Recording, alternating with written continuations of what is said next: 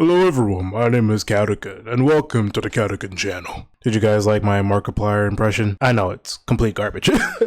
Well, you've read the title of this video. Last night I watched the Iron Lung movie that was graciously created by our boy Markiplier, or Mark Fishbach. Now there's a lot of buzz going around the film and I really am happy that my boy is seeing some great success, but I gotta be authentic with my review. I gotta be straight up, no matter how much I'm a fan of the good old Marky boy. I've been following his content for years, but I am 100% gonna be unbiased and tell you how I feel about the film. The one thing I will definitely say, it is absolutely amazing that from the backstory of everything, I love the fact that this man reached out to the creator of the game and just say, yo, let me slide those movie rights because I actually feel like creating a movie about your game, and followed through is absolutely amazing. I love the fact that he was willing to actually follow through with this entire deal, get everything done, and respect the medium for the game, because I played a little bit of the game after the movie and I'm going to finish it up today. And I will definitely say, if you're a big fan of the games, you're definitely going to be a big fan of the movie for sure. But I'm coming into this review as someone who has not played the game beforehand. So I went into the movie thinking that I'm just an average moviegoer. I don't know Markiplier, I don't know nothing about this Iron Lung man, I don't know nothing about it. So I gotta do this review from that perspective because that is the general consensus. Sure, there are millions of fans of Markiplier and millions of fans of the Iron Lung game now since the movie release, and I'm pretty sure ever since Markiplier did his gameplay ages ago. But the major population are people who nobody knows who this guy is. Nobody knows the film, nothing. And also, out of respect for our boy Markiplier, I will not talk about any spoilers of the film because we want to wait until maybe at least a week. I'll even say a week, because obviously people got their lives, people have to work, and he doesn't want everybody posting spoilers all over Twitter or Instagram or anything like that. So I'm going to respect his wishes and not talk about any spoilers in this review. Maybe later on at the latter end of the week, maybe next week or so, I might do another video talking about the actual in-depth spoilers of the film, but either way, that's until that point reaches. In the Iron Lung universe, all inhabitable planets have seemed to have vanished and been lost to time in some capacity, with the only remaining humans on this planet are living on space stations or spaceships or anything like that.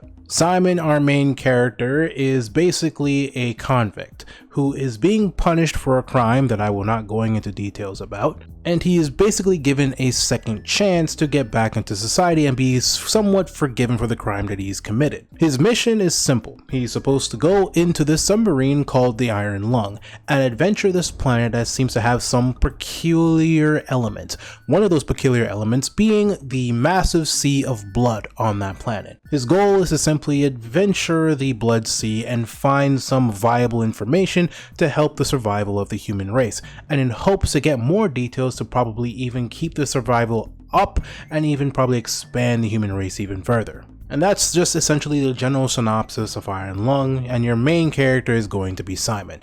Throughout the film, you are 90% looking at Markiplier. This is a one-man job, a one-man goal, a one-man movie. Yeah, there are other characters throughout the film, but they are most likely disembodied voices, like through an intercom inside of the ship. And throughout the film, you learn about the details of why he's there, and why the submarine was there, why are they doing this, etc. And of course, throughout the film, you understand that this man is going through something worse than he's ever bargained for. Now to talk about the film itself. One thing for sure I will definitely say before I go into the positives and negatives, this is a very hard sell. Not necessarily like the story itself, I mean like execution wise. The film is 90% Markiplier.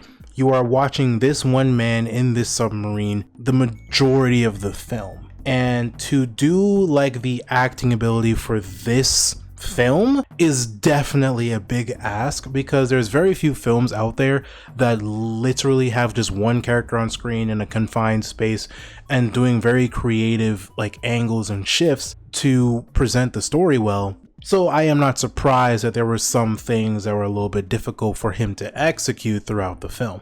But I will definitely say what he did in the film exceeded my expectations. So let's start off with the positives of the film. One thing for sure, the sets that is being created for the film are completely amazing. They're awesome. Like, they look good. Like, you don't see any cheapness being done. You don't see no paper mache, or at least if there's paper mache, I do not know what it looks like because it fits the environment. If you've played the Iron Lung game, and I'll play a little bit of gameplay in the background or on the front ground for you to get a gist of what it looks like, it is a frame for frame, bar for bar adaptation from the game to the movie. It is a fantastic depiction. Everything looks amazing. It looks like how it should be. And not only that, they did really creative angles throughout the film. Because one thing for sure that I was concerned about is that I wasn't sure how he was going to record some of the scenes throughout the film because he's in such a confined space. Even when you look at the behind the scenes, it's just a massive rig on a massive like trampoline is not even the right word, but like crane cranking thing, and he's getting like tossed around in this massive like contraption, and it's all in the confines of that small space, which is insane to even conceptualize. Another thing are the practical effects. A lot of the practical effects in this film and the CGI in this film are really good, especially in the latter end. In the very beginning, though, practical effects weren't really that much of a big factor, but the CGI was, and I will definitely say it was pretty solid, unless I'm missing some things, because I don't know when parts are CGI or not. I can probably tell, but in the latter end, CGI gets used a little bit more. But throughout, I couldn't tell. Like, you can't really tell. Like, you don't see, like, I was like, oh, you don't really think, like, ugh, like, this looks kind of gross. It looks kind of bad. It looks really good. Like, he does a really good job to hide the fact that this is a low-budget film in filmmaking standards. One other thing, though, I also really liked the music choice and some parts of the sound design because they really re-emphasize the fact that this man is in a claustrophobic space. It really helped to enhance those feelings as you're going through the film, because there are many moments where like silence worked, but there are also when they added music also really helped as well. So he did a really good job with whoever he was composing the music and the sound design, from the environments, hearing the blood outside of the submarine flowing outwards, backwards and forwards, the sounds of the pipes creaking, metal stomping, sparks flying, like those things that were going through as throughout the film were really good representations and emphasis. Those elements help to really re-emphasize the dread that this main character is going to feel, and this confined, and you can really feel the real tiny confined space that he's in with those sound effects, with those camera movements, with those prosthetics.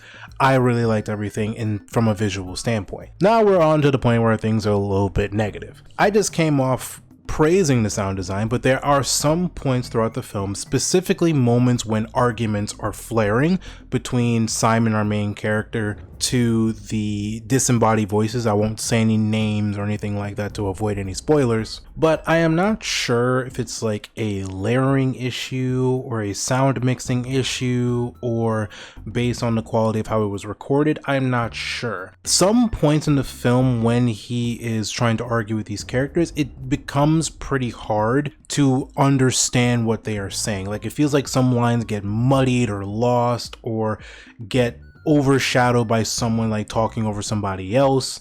Maybe it's the filters that was being put onto the voices. I am not entirely sure, but I definitely see those as being elements too that kind of took away from some moments, because there are some moments where he's arguing with the telephone or the speaker, and he's trying to convey this frustration, this anger, but they are also trying to communicate as they're going through, and there are moments where they're repeating lines to each other in different ways because the speaker kind of like chops up and breaks, and like the sound gets hard for him to understand, but then it's also kind of hard for me to understand. And then also when Mark replies, sometimes it's hard for me to understand what he says. He sounds like he mumbles or something. So like some points I felt like some information was lost to me because of those like sound issues. Now, is it throughout the whole film? No, but it does happen at points where you feel like you want a little bit more context of what's happening.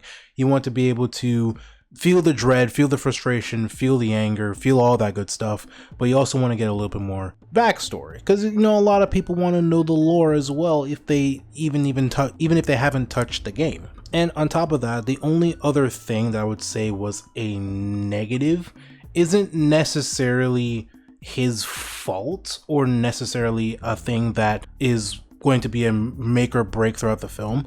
So Markiplier obviously has his fair share of acting experiences from like his short films on YouTube, even some of the things he does, like things on Unis Honest or anything else outside of this. Throughout the film, he does pretty good overall, but there are some moments, specifically in the beginning and some points in the middle, where his representation of certain emotions don't feel like they hit nearly as hard as they should be. One main thing is that when he gets angry, when he gets really angry, he does pretty much the same thing. He kind of does things what he does, like the only way, the best way to explain it, like if you followed Markiplier before when he does like his gameplays, when he gets angry at a video game, it sounds not too different from that. So it's very hard to say that like, oh yeah, like he's just angry and you can see it, but you feel like you're looking at Markiplier, you're not looking at Simon. Simon, I feel like you should have had like a different viewpoint on it. I don't know if maybe cursing would have been the way, because maybe that's just what he defaults to, but what I believe would have been a better representation would be, I don't know, like how he talks, maybe he says different lines, whatever the case may be. I don't know what exactly to say that would make it better. I would have to like rewatch it and then like do a deeper dive, but I believe that, but because of those representation of those emotions, it feels like some of those moments I feel like they're supposed to be like emotional beats don't hold as much weight as they should. And that might be because of his like acting range. Like I think he has range, but I think the ability is like, I think he needs to like build with the character longer. Like he needs to sit with the character longer, because at the latter end of the film, it's a lot better. It's significantly better. It's like the very beginning where it's kind of hard to like grasp onto. So I'm not entirely sure what, maybe he was like uncomfortable with the character in the beginning. Maybe he was trying to find his footing in the very beginning, and when the latter end he gets a little bit more like in a flow state for it. But at those points it kind of was like, it didn't feel like it was as believable as being Simon. I felt like I was still kind of like just looking at Markiplier in terms of what was being presented. But the last thing I want to point out too is not necessarily a negative. It's just something that I've been seeing in terms of reviews as of late, since the game moved out. So I can understand it, as some people might just be considering like, oh, it's like a horror title, so they don't really think about what they're going into. They just hear horror, so they expect like some crazy jump scares or anything like that. I am going to tell you right now, this is not going to be a film for everyone. This is something that is along the lines of trying to make you unnerved. It's like an experimental film. Experimental horror is probably like the best way to explain it, because the game is essentially an eldritch horror story. So eldritch horrors, if you've looked at Lovecraftian stuff or anything like that, doesn't live off of the shock value of something crazy or anything like that. It's a lot more undertone, subtle, and it builds up over time.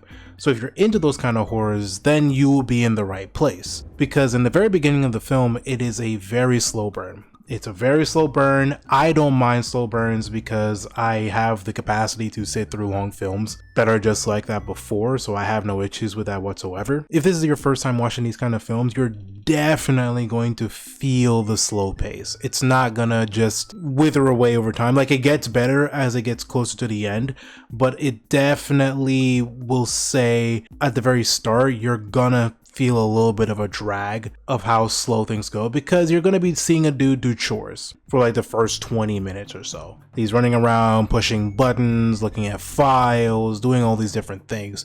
So you're definitely going to feel it. So it's not a film for everyone, which is completely fine, because not all movies are for everyone. You just got to accept the fact that some movies are just for you or not for you, so you just gonna have to live with it. But I will definitely say, as a positive, the payoff is very good. Like, it's a pretty solid payoff, especially for all the slowness that you go through, especially from the midpoint. That's when it actually really starts to pick up.